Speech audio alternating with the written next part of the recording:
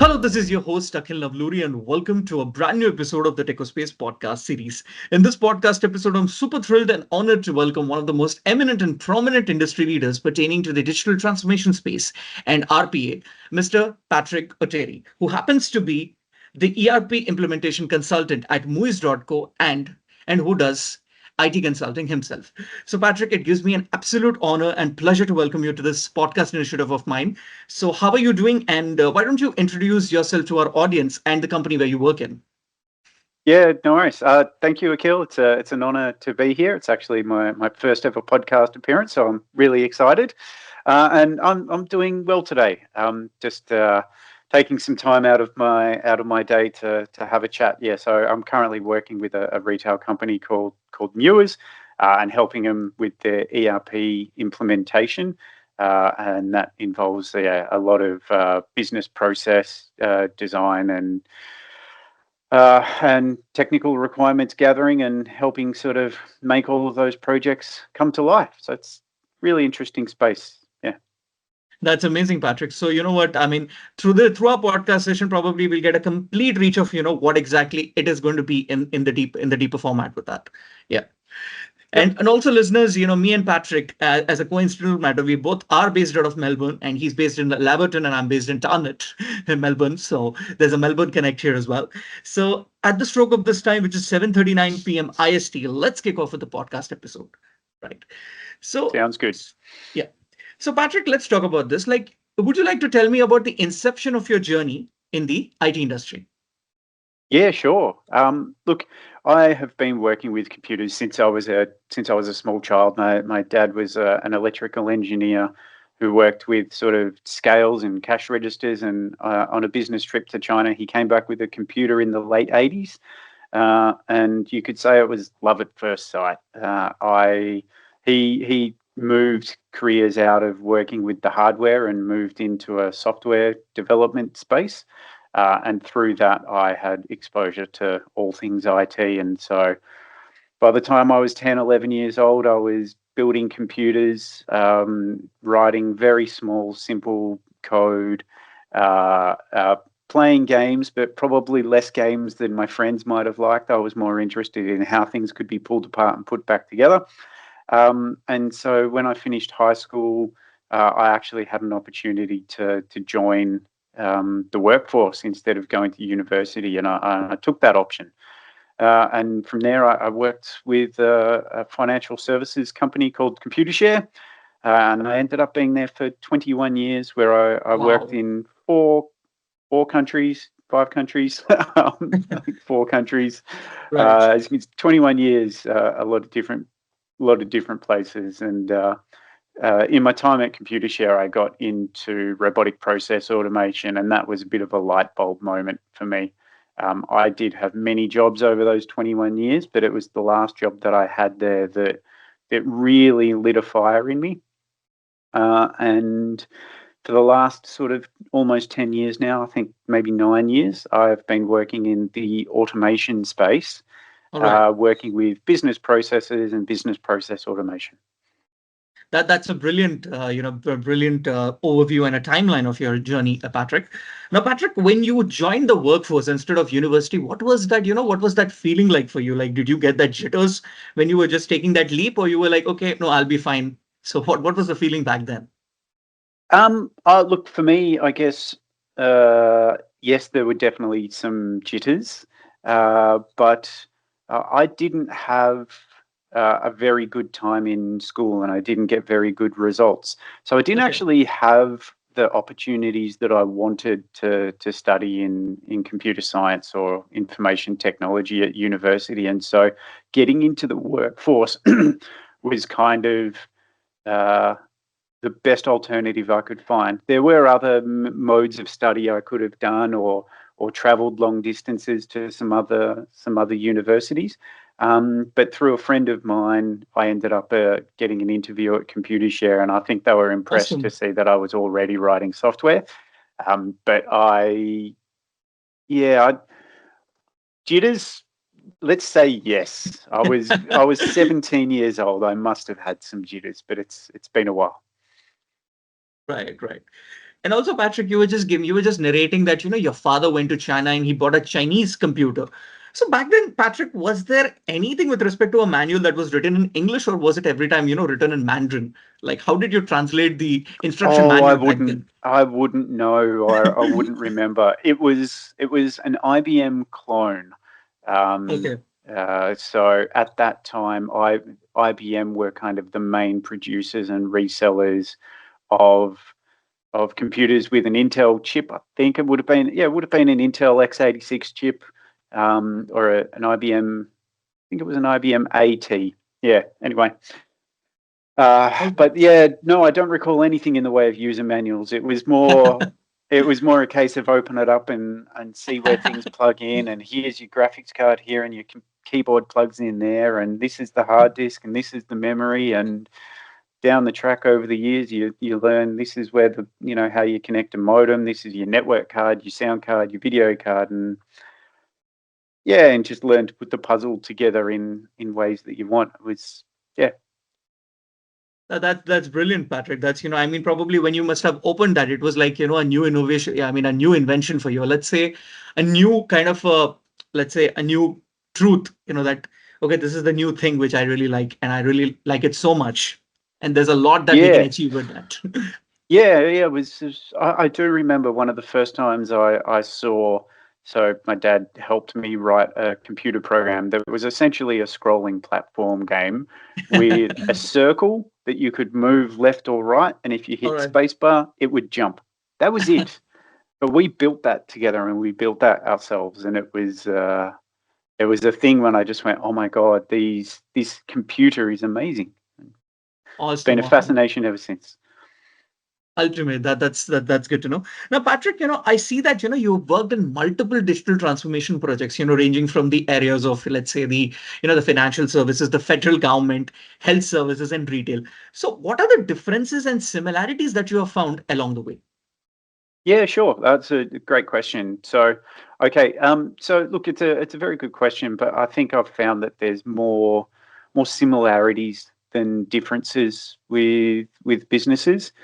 Each business kind of type has its own specific needs, but for the most part, most companies need to manage their accounts payable, their accounts receivable. They have certain operational workflows that let them perform the tasks that they need. There's HR systems, and then there's the way that projects are managed. And so some of the differences that I would find would be in the level of governance that's applied to the way things work. So, for example, working in federal government, there's a lot of red tape to cut through to get anything done, and that's there for a reason because. And some would say that it's a good reason, and I would say that it's generally a good reason, but it can feel really inefficient to work with sometimes. Other smaller and perhaps less mature organisations would have less red tape, and Okay. even some more modern, efficient, agile organisations still have the high level of governance, but it's been managed and reviewed in a way that you don't have to fight through many layers of governance to get what you need done. But All the right. similarities are that every business has its own structure, and once you learn to find that the similarities, it means that you can jump between industries really quickly. Now, Patrick, when you talk about the federal government, like what were the back-end technologies that were used in the digital transformation space, like that you are aware of in your tenure? So when I was working with the federal government, I did work on an automation program there, and we were using UiPath as an automation tool to actually Hmm. um, build models of screen user interface elements and then overlay that on top of a business process execution flow so that we could perform the tasks that were required by this government department to perform them or at a level of speed. So There was still a very high level of governance here, and I'm probably very much aware of robo-debt being a thing that still lingers strong in the mind of many people in that space. And I'd probably like to call out that while I was working on this project, it was mentioned multiple times that we don't want another thing. And so Right. if I can kind of segue for a moment and speak about the kind of automation that we were performing, it was really Yeah. taking a user-defined business process. So if you worked at the company and you sat there and you had a task to perform and you read some information from a document and you typed it into a form, and then depending on what the system told you, you would then go type something into another form or a different form, and it would sort of perform those steps that way. So Hmm. there was no decisions being made that were without the appropriate level of oversight. But yeah, All right. UiPath was the technology that we used. All right, all right. And when we talk about the federal government again, I mean, the decision-making process was a bit, stringent, right? Because, it has to go through a lot of, let's say, approvals and decision-making from their end. Or was it a pretty, pretty flexible? Like, how was the situation then? No, look, the federal government being the federal government, they had a lot of oversight required to make decisions. And I think, as I mentioned before, there had been some concern about some previous sort of automation decisions that had been implemented. But this was a very different kind of automation. However, all the way up to the minister at the time, there was a level of review on what we were doing, and people were very um, keen to make sure that high quality decisions were being made and that all of the impacts that this could have were being considered, because the federal government is essentially a business, and its customers are the millions of Australian residents that we have. Yeah, so there wasn't a lot of flexibility at the federal government, and I think that was a good thing. Any system changes and implementations needed to be considered for the impact that it might have. And if you think about the federal government being a business with millions of customers as citizens, then the impact of even a small incorrect change can be quite large. And very visible. So there was a lot of oversight and red tape to work through. Got it. That completely, explains the question which I've actually posed out to you, Patrick. Now, Patrick, like, what is your approach on team leadership, and how do you think, it helps the, manage the risks and, delivering the projects on time and on budget? Like, what are the initiatives that you take for this particular thing? Yeah, sure. Look, so I think first and foremost, my intended approach to leadership is to lead with emotional intelligence and to engage with emotional intelligence. I want to make sure that all members of my team, whether they are direct reports or stakeholders, I want to make sure that I create a space where people feel safe to contribute. And I want all of my voices to be heard, and different people will want to be heard in different ways. And just so making sure that, we capture all of the different voices. I think it's really important that we do that within any project that we're running. Um, and then separate to that, I try to make sure that there is a clear visibility or transparency on why something is being done and what the business outcome is actually going to be. And often, if it's a publicly listed company, or even if it's not, there will be a set of corporate goals or board goals. So, Hmm. what is the current sort of company strategy, and how does the project actually align with that? And so, if you can communicate that really clearly down to your team members, they'll have a real clarity on what they're doing, why they're doing it, and more importantly, when they actually find something that might not feel right, it gives you a better framework to actually start that discussion about, hold on, when this requirement changed, which meant we had to change the approach to our technological implementation, all of a sudden the outcome can shift. And as a project manager, it's kind of my job to keep on track of that and make sure that as projects, because they're never straightforward, projects will try Yeah. to bend and shift and twist throughout their implementation, and you need to make sure that you're always sort of hitting those hitting the project stated goals, and that it does actually turn the business levers that you want it to turn. But giving Right. visibility to the team about what all of those things are means that they're well situated to communicate to me about any risk that might be coming up that I might not otherwise be aware of. And so I find when people have that safe space to work in, a clear understanding on what they're doing and why they're doing it, that it can generally lead to a more engaged team. I've never been one to, I've not enjoyed the leadership style of somebody saying just do this because I said so, and I never want to do that myself Right. when I'm leading teams. And so when people have that clarity and that safe space to communicate, it leads to really engaged teams. They know what they're working on. They know what they have to do. They know that if they have problems, that they have a place that they can challenge things. And I find that it leads to good outcomes. And that is how I deliver on budget and on time. That's brilliant, Patrick. So, Patrick, when you were just giving me the example of this, I feel that a true leader is speaking, because you're ensuring that everyone is on the same page, and you're not creating a stringent environment, but creating a very flexible environment for the people around, and balancing everyone on the project, on the budget, and reducing the risk. Let's say, Patrick, let's say the project has gone a little bit off budget. Then what are the things that you come across? Or let's say, what are the strategies that you lay about? Yeah. So look, sometimes projects change and sometimes extra costs come in. As a project manager, it's my job to really.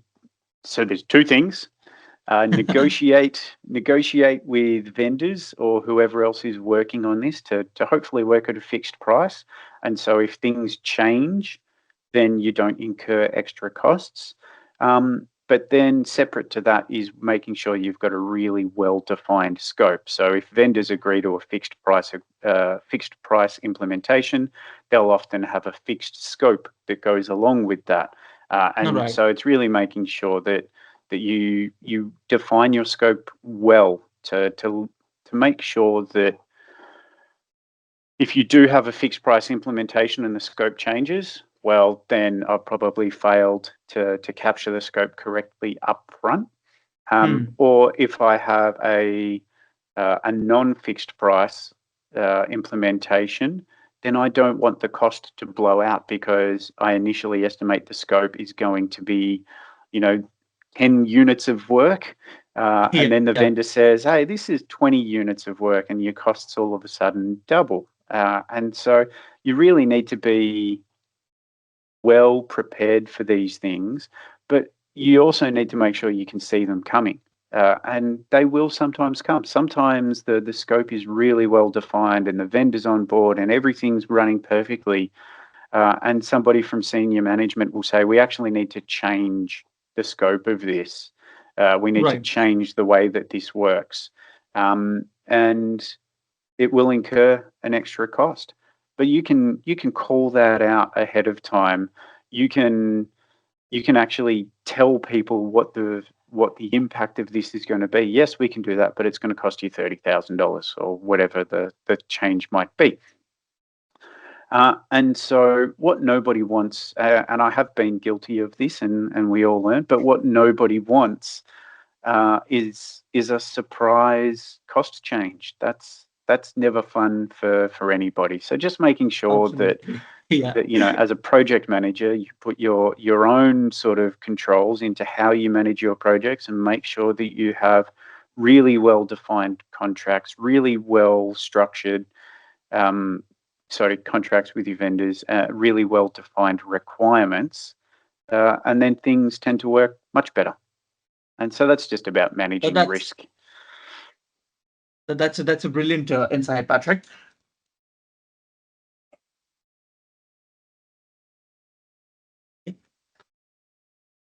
Sorry, I've just lost you It's there just for a moment. Yep. no. I was just charging my laptop. It's fine. Yeah. Aha. So Yep.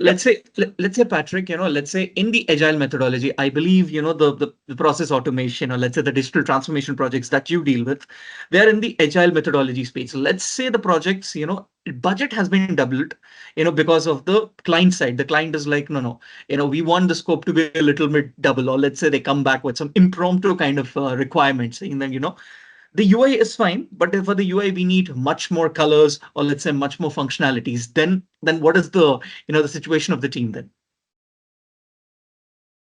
Oh, look, that's an ongoing conversation with the stakeholders. If they want cosmetic changes, you know, you talk about managing in an agile way. I'm not sure that's strictly an agile scenario, but it can be responded to in an agile way, and you go live with the user interface that you have, as long as the functionality meets the need of the business. Sure. And then if you want to from there actually um, change colors, user interface design, you can do that in a phased approach.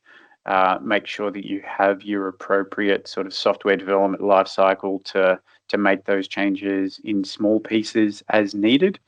And then you can respond in a slightly more agile way. You don't necessarily want to wait months, but get the product out the door, make the changes in smaller pieces. If you have a continuous integration deployment environment, you can do that really quickly. Yeah.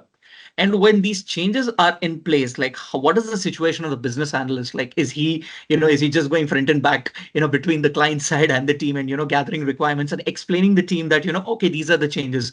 Like, is he always at that troubling end when such changes happen?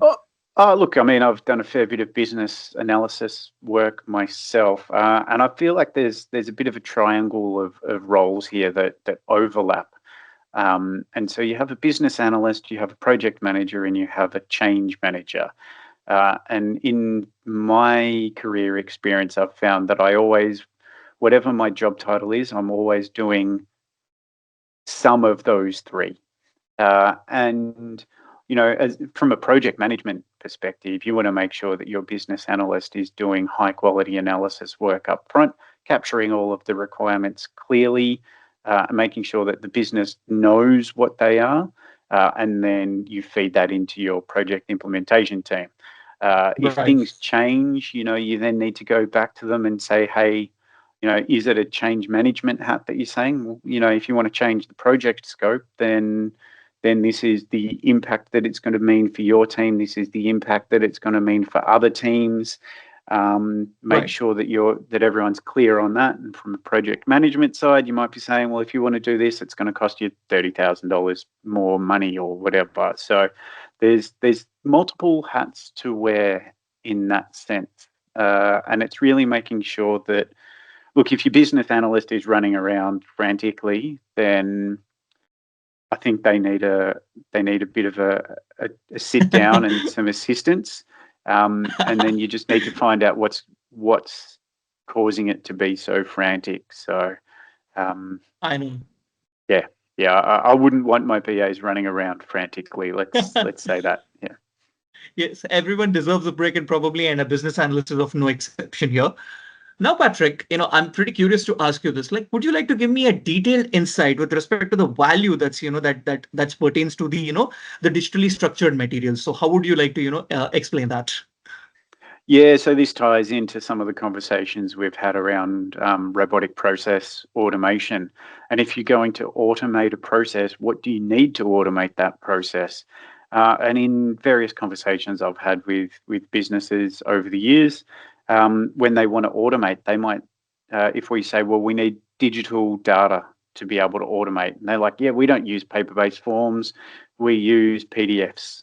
And those PDFs might not necessarily be a really good input quality material for a process that's executed with robotic process automation. Because what you need is really highly structured data. And things like if you look at a traditional system integration, traditional IT system integration, it's going to use things like APIs, so structured All right. APIs. And what we need is to get essentially the concept of structured data in through that robotic process automation execution.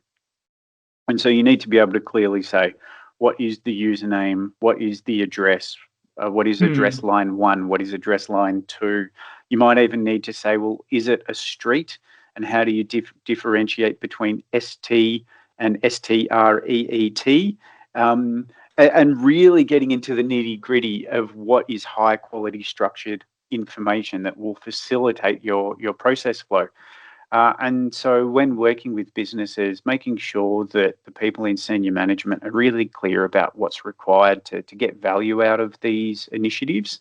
Um, Look, there's a lot that's probably happened in the last 6 to 12 months around getting quality structured information out of traditionally unstructured sources.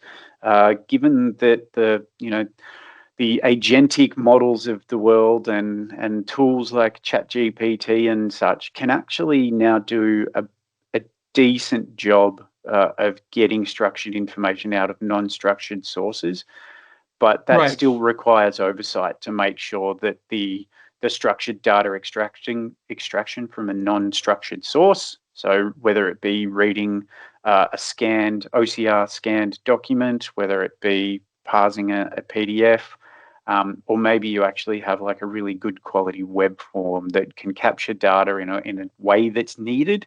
But ultimately, the goal is to get really well structured data out of whatever your input artifacts are. And for paper-based businesses, you really need them to transform away from paper, and that's the digital transformation side. But most businesses aren't really using a lot of paper, and it's really about Right. communicating what the difference between a high-quality structured digital format is and something that is just a digital format. So, yeah. All right. Now, let's say there's a form and, company has given a lot of compliance kind of things, that you need to sign this, these are the terms of conditions. So let's say in that case, let's say, it's 20 pages form, a PDF format, or let's say a digital form. So in that case, Patrick, do you say that, for that particular form, there needs to have an agentic AI assistant because, a person is really tired to, go and scan through that entire 20 pages of document. And in that situation, do you think an agentic AI would be of, an assistance to the person or let's say the end user who's part of it? Yeah, so I'm not sure it'd necessarily be an agentic AI, but you could apply a very specific machine learning model to read that data and try provide a structured output. What you need to do is you actually need to train that model on enough of your own business's input data, ideally your own business's input, because that's how you get good quality outcomes. And you'll, excuse me. No problem. All right, I'm back.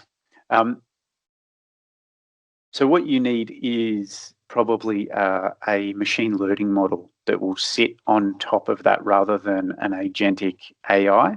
An Hmm. agentic AI tool might actually sit on top of a machine learning model itself, which it allows you to use it. Right. Um, but that's going to have its own model that is then trained on your own business data that will ultimately lead you to a point where you have confidence that your data extraction is getting the right data and putting it in the right place. And Hmm. however you go about it, so you could use traditional optical character recognition OCR tools to do this, or perhaps if you have such a variable kind of bunch of different input formats, but you still need to have the appropriate oversight and controls around when is this good enough? When is this ready to actually run? Can you then say, all right, now we're going to change over to fully automated, and maybe instead of having a human review 100%, maybe a human reviews 50%, and then in another 3 months we review 10%, and just making sure that you have some kind of oversight and control on what's being done. that completely sums up the point, Patrick. Now, Patrick, let's say, like, how do you think, let's say, how do you think how do you think how are you able to design and develop the new processes that are required for process efficiency and the business effectiveness? Like, what are the steps that you take for this particular, for this particular thing? Yeah, so before we're going to automate a process, we need to document what the current process I'm not able to is. hear you. Now, can you hear me? Yes, Okay. yes. Yeah. So before we automate a process, the first thing we need to do is go through a process discovery sort of period where you perform analysis and understand, well, what is the current business process? And that can be performed using a number of tools. The easiest one, or not necessarily the easiest one, but the first one would be actually speaking to people that perform the process and say, can you show me what you do? Now, the challenge there is that perhaps you and I, Akil, we both work in the same business, in the same job, and we sit next to each other doing the same work, but we might do it in different ways. Um, Right. and and I might actually forget a step sometimes, or I might not know that there's a step because there's poor quality training materials. And you've been there 10 years and you're an expert. But when the process discovery team comes in, they speak to me, and I've been there 1 year and everyone thinks I'm good, but I'm actually missing a step. And there's certain scenarios that require an extra step to be taken. And so simply observing me perform work isn't necessarily the guarantee of a good quality understanding of what is the process. So there's other ways that this can be achieved, and usually that means once you document a process, you need someone to review it and accept it and say, yes, this is now the scope, this is the process, I agree, this is what we do, go and automate it. But there's other things that you can do, and tools like process mining can be a really interesting Mm. tool in your kit to actually discover all of the things. Now, what a process mining tool does is it actually looks at underlying system logs to say what was being done at what point in time, and it can build an automatic process map. And they're fascinating things, but they do require that all of the systems that you're interfacing with log data at the appropriate time so that you can actually build the map. The process mining automated map is only as good as the data that it has to work on. And if your system only tells you when you log in and log out, well, then your process map is log in, log out. But if it tells Yeah. you every single step that you do along the way, then you can get some really, really high quality data out of it. And not just about what is the process.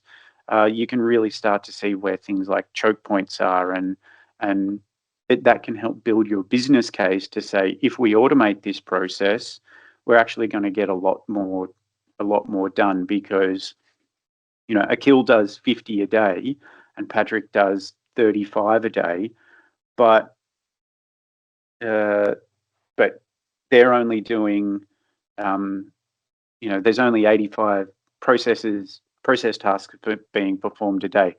But Hmm. actually, once we automate this, we're going to be able to open up the scale and run it through. Sorry. Now, All so right. process mining tools are a really fascinating tool that can also be used for some of these things, but they're only as good as the data that's available to them. Yeah. So if your system has logs for all the different steps that users take along the way, they can get Yeah. really, really fast and really high quality process maps. But again, you always need to have someone review the output of this to make sure that it's actually what needs to be in scope for any automated process that you're looking to implement. But whichever way you go about it, once you have those artifacts to say this is the current state, you then start thinking about, well, what does my future state look like? And when you have automation as a tool that you're using, you also have the ability to optimize and refine and really improve what might actually be inefficient processes. Just because something was done a certain way today. Once you go and automate it and you're interfacing with the system yourself automatically, then perhaps that process can change. And an example that I've seen multiple times is that a user will go into a system to look for data, and then they'll find one piece of data, and then they'll go perform the first step of the task. Then they'll go back to Right. the system and find some different data in a different screen, in a different area, or maybe in a Hmm. totally different system. They'll get that data and they'll come back and perform another step. And then Right. a different person will come in and get some information and do the second half of the process.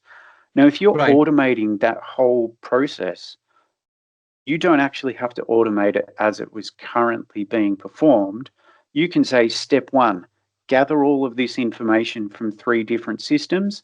Step two, input everything into all of the systems in the way that it was being input before. And you've turned what was a 6-step process with 2 people and 3 systems Right.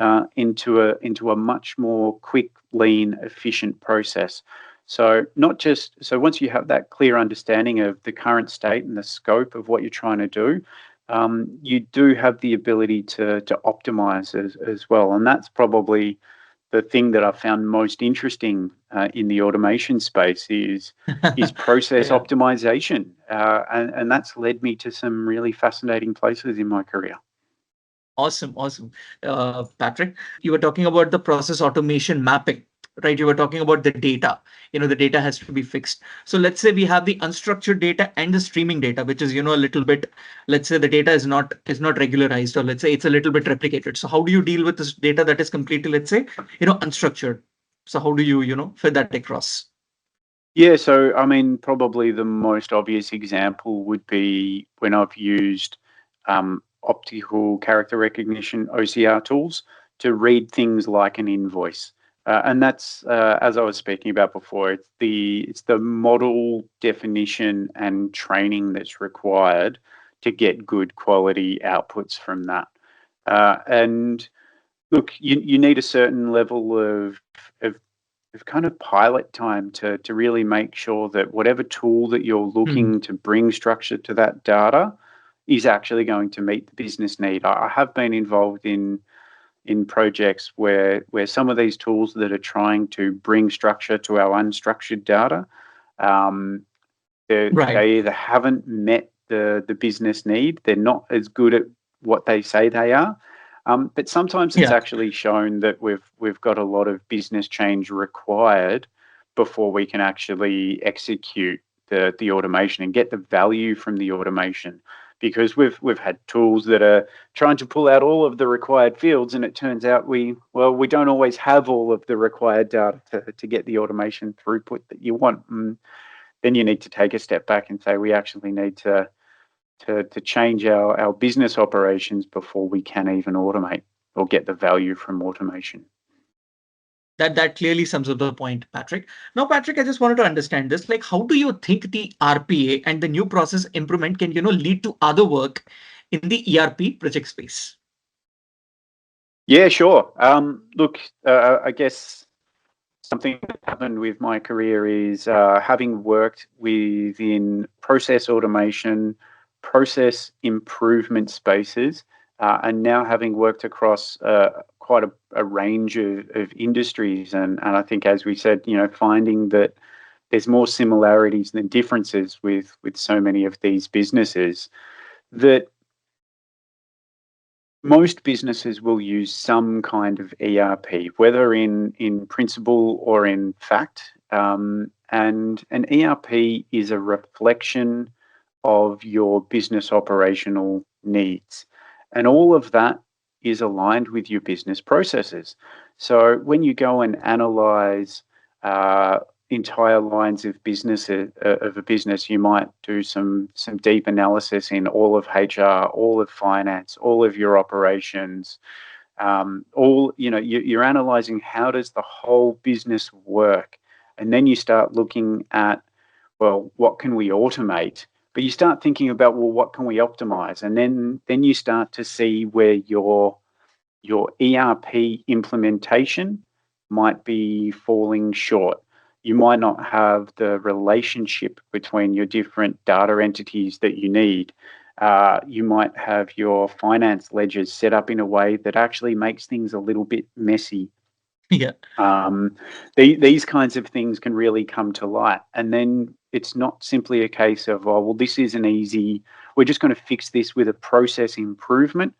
No, what we've actually done is we've now done a process improvement exercise. And the outcome of that is that we actually need to change our system to more accurately meet the business need. And through doing that process and going through that sort of process over and over again, I've now found myself working on multiple ERP projects and using the knowledge that I've gained from process improvement exercises to make sure that any ERP implementation really meets the business need. And that's by doing essentially the same work, but instead of having a goal of implementing robotic process automation, you can actually achieve some of the same business value with a high quality ERP implementation. You don't necessarily need a user interface bot to Okay. perform the task when a high quality ERP implementation will automatically perform those things for you. And Exactly. so I have found now for the last few years that I've been working more and more in the space of ERP projects, whether it's ERP upgrades, ERP implementations, ERP changes. I've been doing quite a bit of that and having some really fascinating work done along the way. Yeah. Yeah. Now, Patrick, as you just in the starting, we were just mentioning that you worked in multiple digital transformation projects. So, Patrick, what is that particular domain that you are much more interested to understand? Like how well the digital transformation space will work? Like you have already covered the financial services, the retail, the government thing. Now, is there any other domain that you are actually laying your eyes upon, like which you would like to try upon? Oh, look, I mean, what areas of industry would I like to work in? No, I Yeah. don't necessarily have a list of things that I'd like to try do.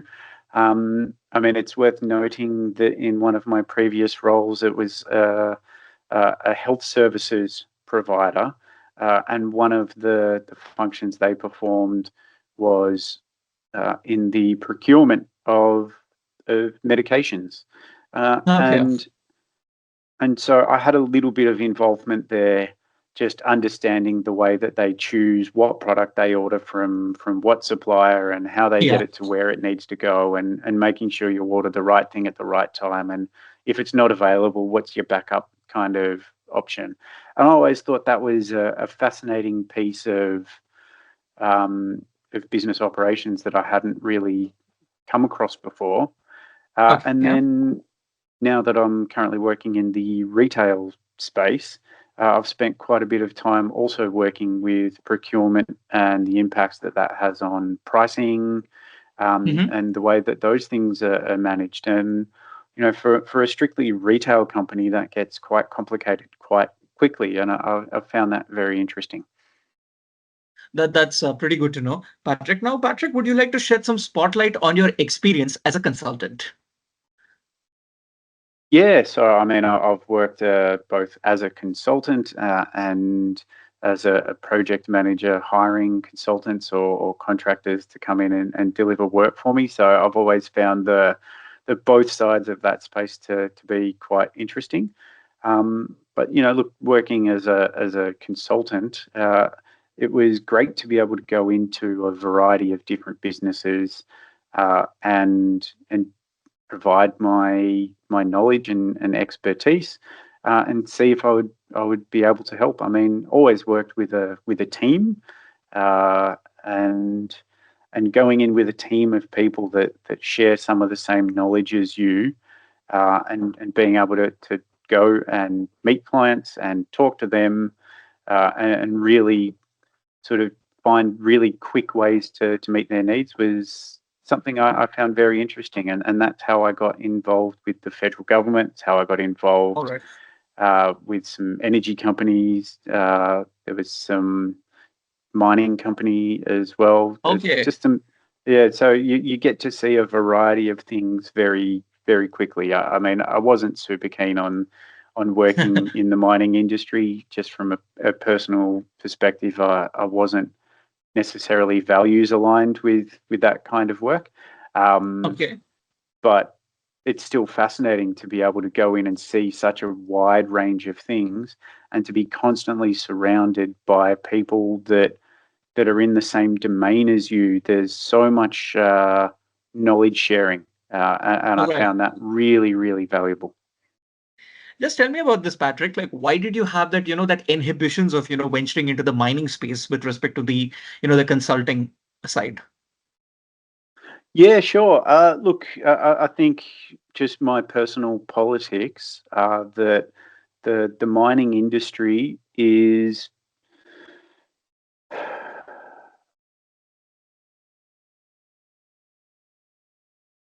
yeah.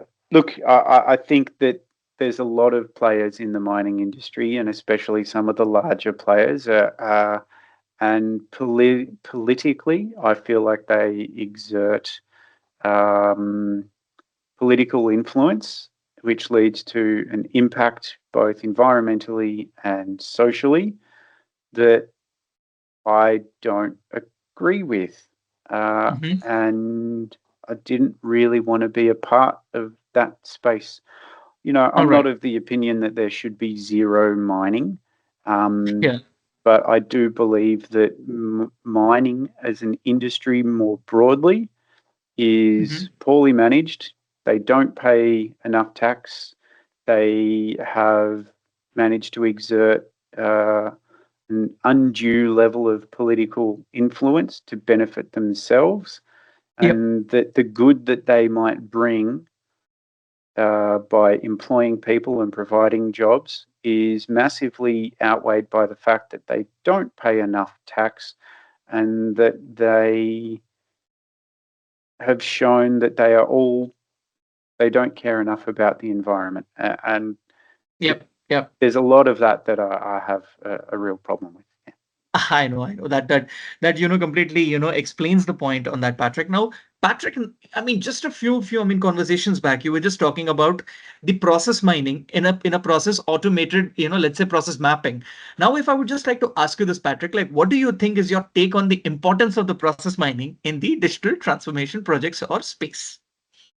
Yeah, look, process mining is not for everybody. So I think, as I said before, it's only as good as the data available to it. But when the data is available, it can be really fantastic. It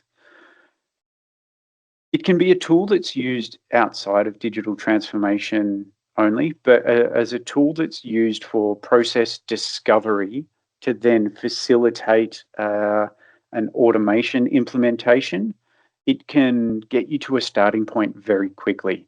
So when I All said right. before, if you and I were performing the task and a business Mhm. analyst came in or a process analyst came and sat next to us and said, tell me what you do, how you do it. I'm going to watch you. I'm going to document it.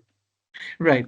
Now, if you had the data available to a process mining tool and you had 100 people performing this task all day, you could produce a very high quality map of all the different variations very, very quickly within hours, minutes, a day. Um, and and that can then actually provide more value beyond simply the process discovery for an automation implementation. It can be used for sort of process compliance audits. How many, Mhm. are people doing the process that they are meant to be doing? And that's part of a digital transformation of your process compliance process. Instead of having process auditors come and actually watch what people are doing and spot checking, you can actually move to an automated sort of process mining and compliance review sort of tool from that. Um, Okay. you can also identify quite quickly process inefficiencies. So let's say there's 100 people performing the process, but it all has to be reviewed by the next level. Well, if you've got 100 people performing the tasks and only one person reviewing it, they might not have the capacity they need to review properly. So you might not be reviewing enough. You might, or there might just be a backlog, and it might be that the person doing the review is always behind. And so process mining can really show you, well, it can show you not just what the process flow is, but the volume of flow through each of those pathways. And you can use that to understand, well, where do I need to add resources to my business? I need to hire more process review people. Those kinds Right, of right. things can really be done. So, as a tool for digital, I mean, we say digital transformation, but I like to think more digital business operations. Right. And what value can it provide? I think they're three pretty good examples. All right. So, just you were just saying that, a process improver is there. So what is the fixed number that, there should be number of positive improvers in the process mining space? Do you feel that there is a fixed number, or do you feel that it just goes with the project requirement? Yeah, just with the project requirement, I think if you go in with an idea of a fixed number that you're trying to hit, you're either trying to stretch yourself too far, or you're missing out on opportunity, and you're probably not looking at things with the right lens. So yeah, I would say it really depends on project requirements. Look, you can always find additional value, but it needs to be on a case by case basis. Exactly. Yeah. So now, Patrick, I would just like to ask you this, like, what is your view on the future of automation? Like, how do you see the automation is heading on for the next coming years? Yeah, look, I mean, so we met at an agentic AI sort of panel discussion, Yeah. and that's the space that I'm probably most interested to see things developing in. Um, the idea of probabilistic process execution rather than deterministic process execution is probably, I think, is the space where the future of AI and automation is going to find that next lot of value. But I'd also, be cautioning businesses to jump all in on this. And I think it's probably going to be around the combination of agentic interfaces, machine learning models, and very rigid deterministic business processes. A lot of business processes are by nature very rigid, very structured, and very deterministic. If this, then that. And that's there for a reason. And the reason is always the governance and the oversight and making sure that we do things the right way. It's also about not favoring people. Do you qualify for special treatment? Will you qualify for special treatment if you have some certain property or category? Now that's Right. deterministic. Now probabilistic is, do you qualify for special treatment in this process? Then probabilistic is going, well, maybe. That's the human sort of example of probabilistic behavior. Right. Maybe. I just think maybe they deserve it for one reason or another. And that can be okay, but for large scale business operations, you should have deterministic flows with most of, if not all, of your business operations. And so, what I think the future of automation is using tools, using agentic tools to put suggestions forward. I've seen numerous examples of these tools being used in the insurance space to Hmm. analyze what we think should happen.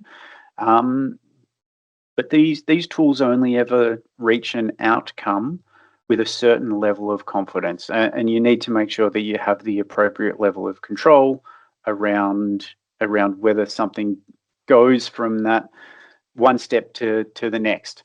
And look, Yeah. an area that that I would love to see, just from my personal experience in the automation space, is a tool that can use like an agentic tool that can constantly build, refine, and update the user interface models that the deterministic Yeah. process flows run on top of. Because the way that it works in RPA is you build a user interface model and then you build a process flow that interfaces with that user interface model.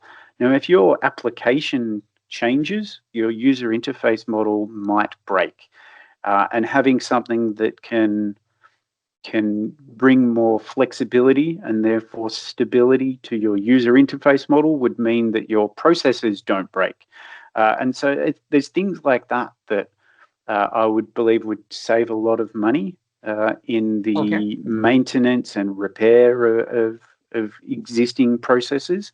Um, but I'm really fascinated to see what the next few years brings, because I think right now Yeah. we're at a point where things are changing, and they're changing quickly, and it's all happening right now. So I'm watching it. I'm keeping an eye on things. Yeah.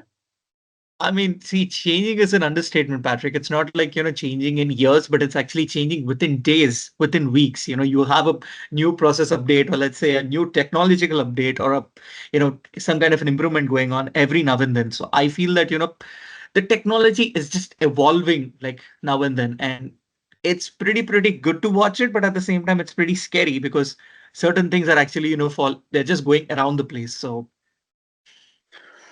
Yes. Look, there's there's the old move fast and break things, or change now, ask for forgiveness later.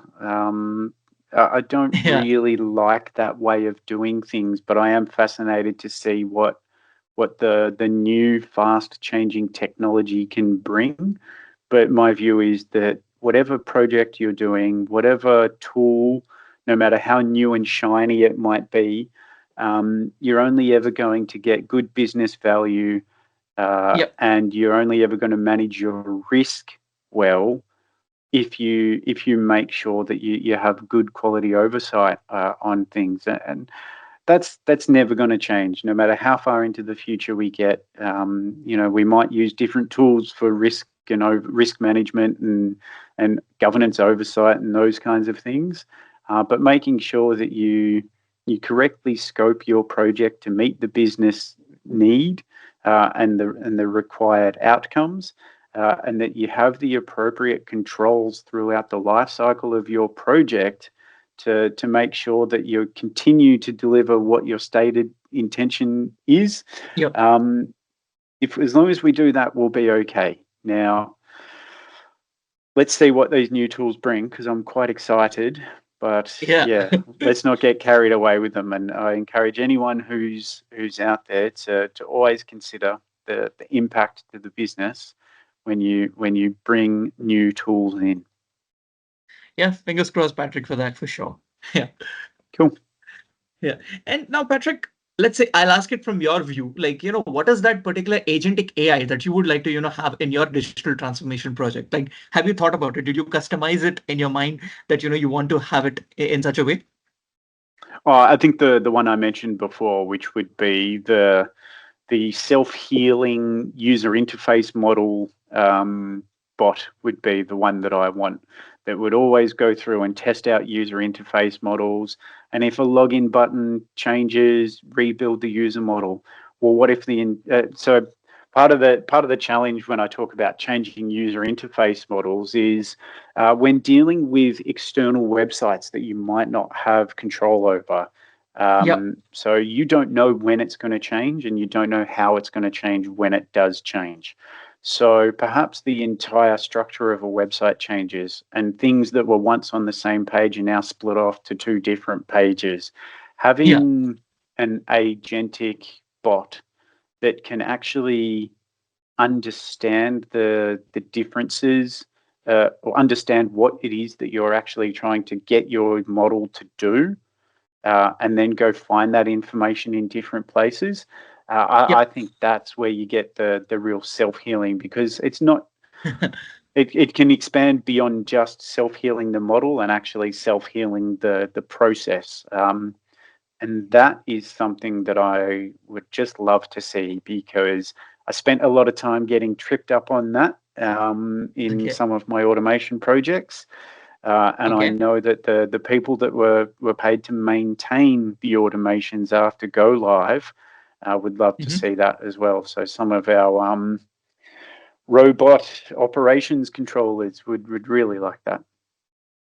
For sure, Patrick. I think you would definitely achieve that, with respect to the agentic AI.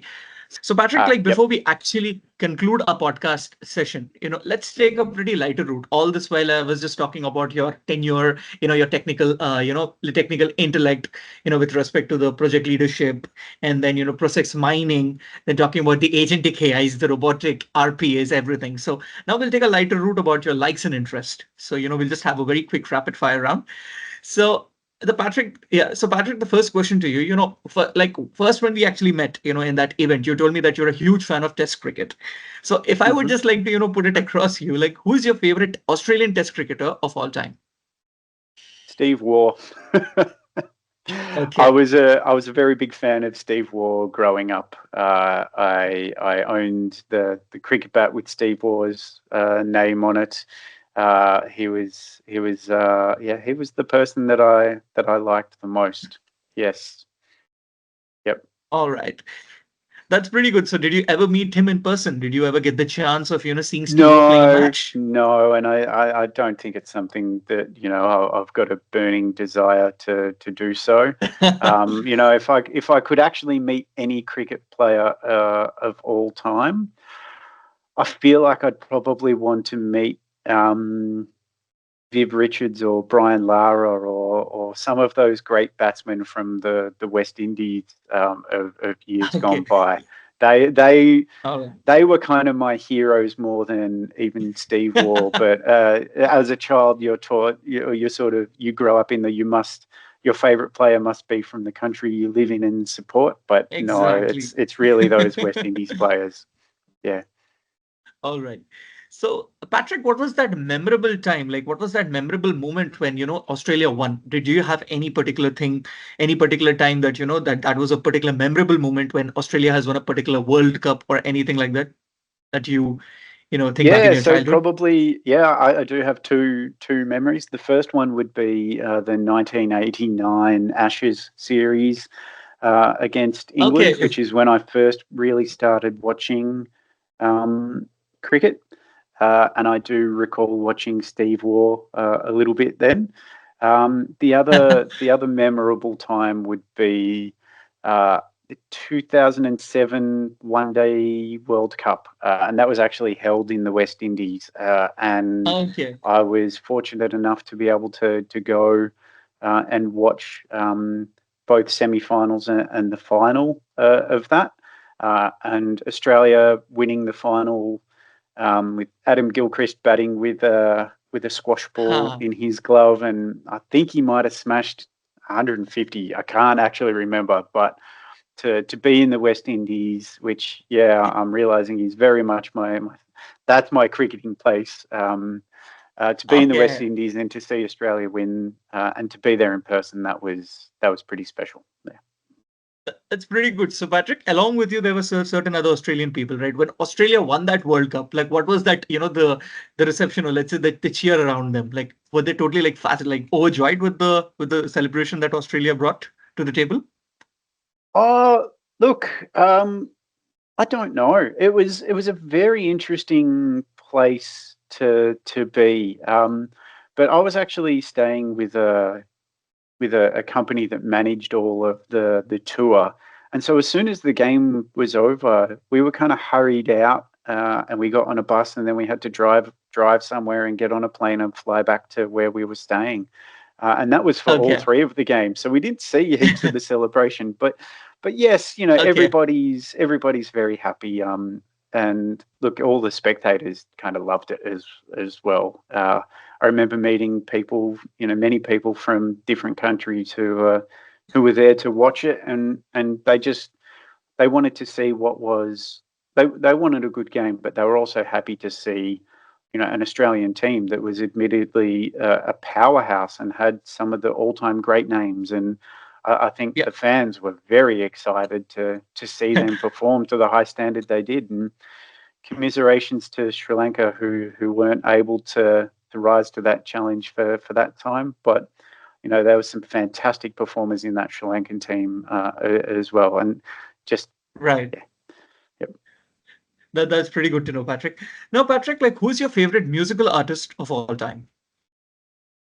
Oh, that's a yeah. I guess that's a. I find my musical tastes vary so much by day that it's almost impossible to put a name as an all time. I mean, as a teenager, I would listen to a lot of American sort of hip hop and rap music, and I listen to a lot of quiet piano music and things these days as well. I'm just going to say Niels Fram, who's a German piano composer. Okay. He's a modern piano composer, but my music tastes are quite varied. Yeah. Okay.